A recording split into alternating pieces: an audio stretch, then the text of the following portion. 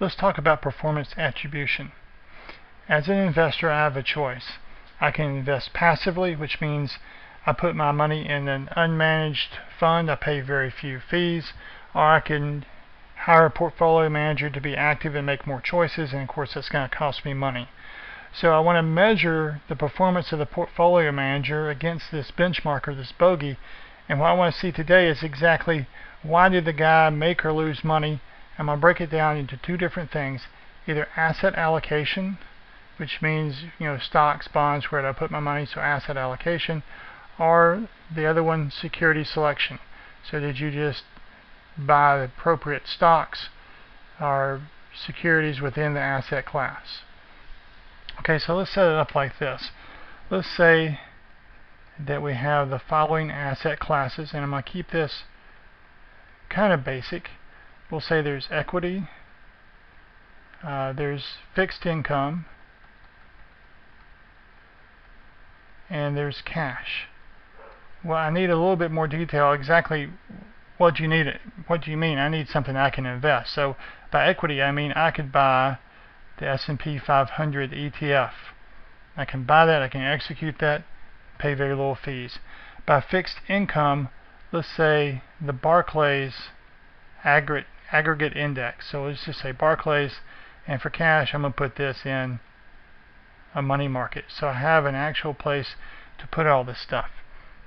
I might have what's called a neutral portfolio, and I want to have the weights of that neutral portfolio. So given my risk and return preferences, I determined that I should be 60% in equities, or specifically the S&P 500, 30% in Barclays bonds, and 10% in money markets. So that's how I invest all of my money.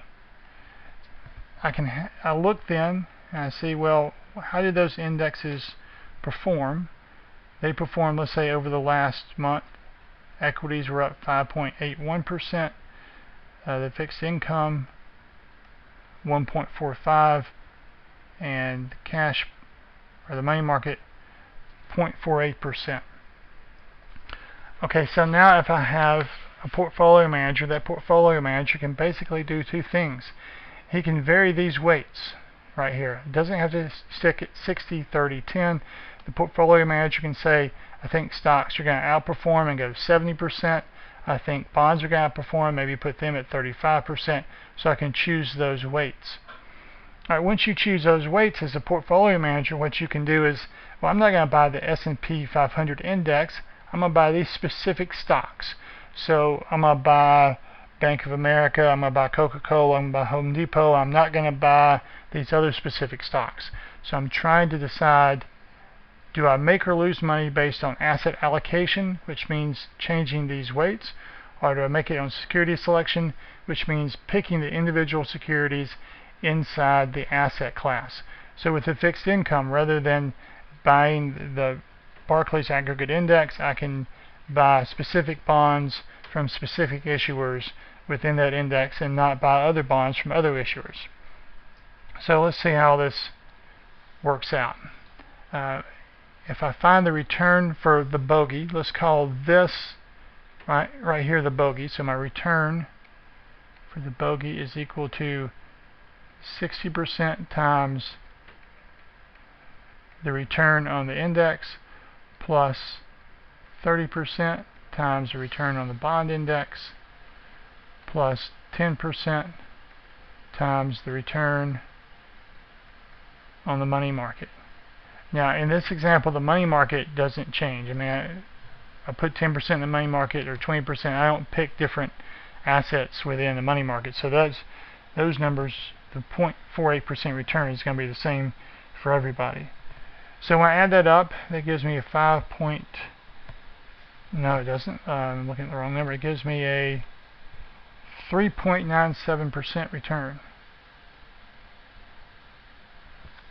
When I look at my portfolio, not the bogey, but my portfolio returned 5.34%. So this is good news. I got 5.34% because I was an active investor.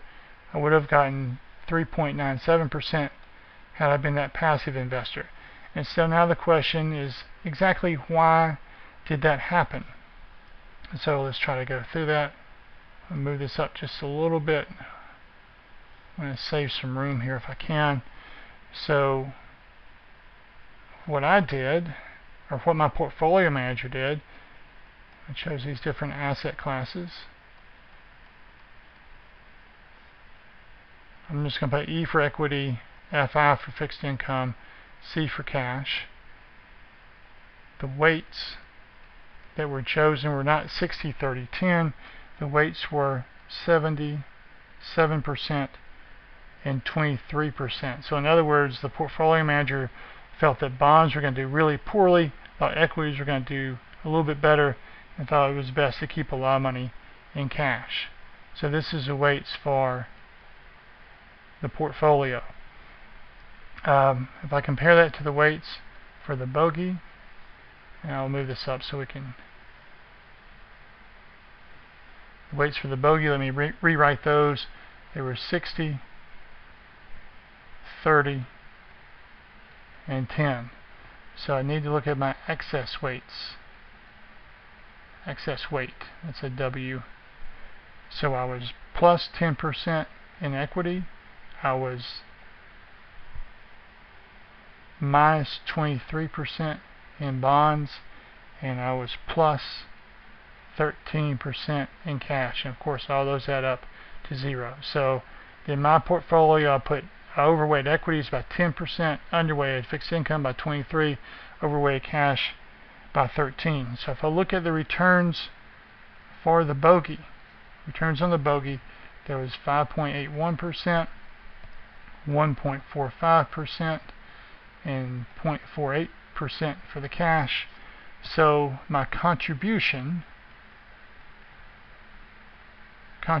was this, is going to be 0.5810% equity. In other words, what I mean by that is I was 10% above, or 10% overweight in equities. Equities, if I just stuck with the index, returned 5.81%. Therefore, I overperformed by 0.581% by putting more money into equities. Now, I'm going to underperform in fixed income just because I have, it's a negative number here. It's minus 23%.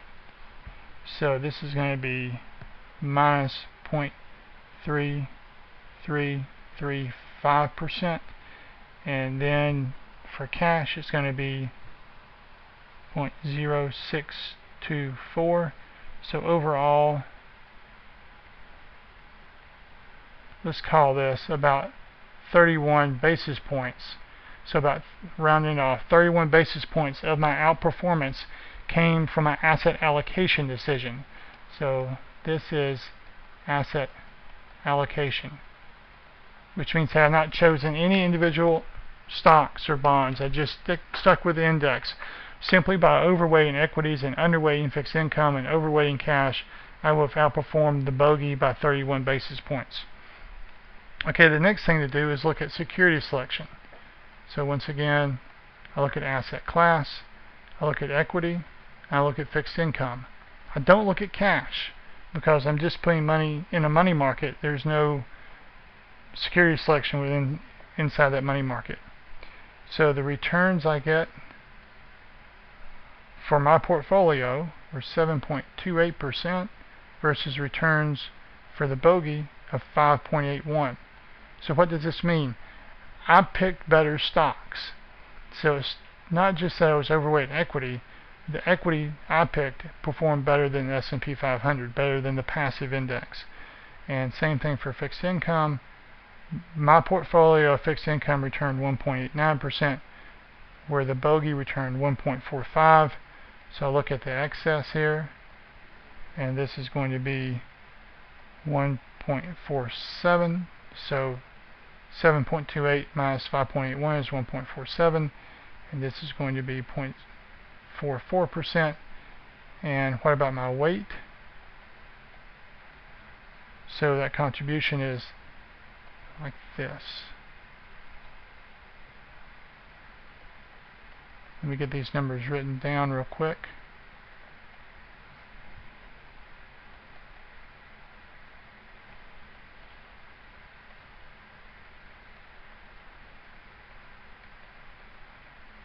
Okay, so this is what happens. I outperformed by 1.47%, or 147 basis points in equity and 44 basis points in fixed income. What proportion of my portfolio is equity? 70%. Therefore, my contribution to the outperformance from equity security selection was 103 basis points. From fixed income, it was 3 basis points. So this is my overall security selection right here. And I add these two numbers together. If I add the 31 basis points and the 106 basis points, that's 137 basis points.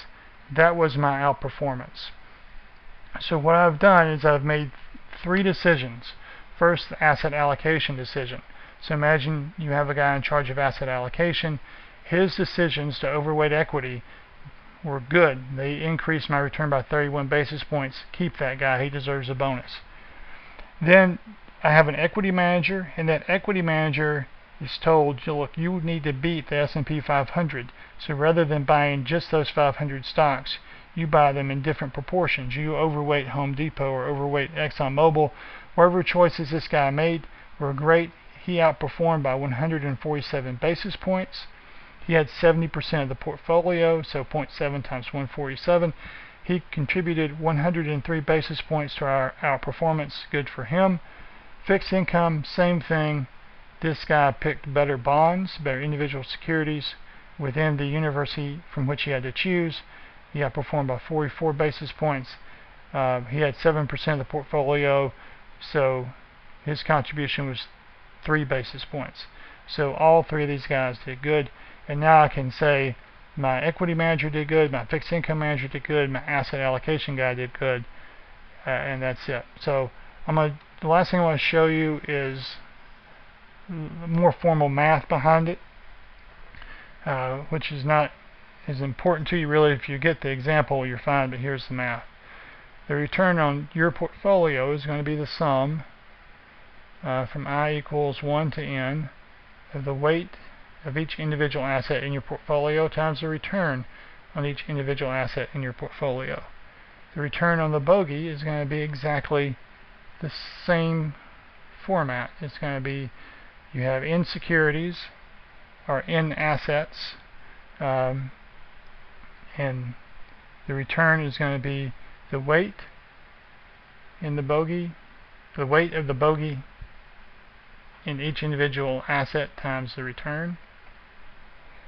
So your overall over or under performance is just the difference in those two, which is equal to the sum equals 1 to n of the weight of each asset in the portfolio times its return minus the weight of each asset in the bogey times its return. So you can break this down into 2 things. The first portion we'll call asset allocation, and that's going to be as follows. It is the weight of each asset in the portfolio minus that of the bogey times the return on the benchmark. And then we can look at security selection.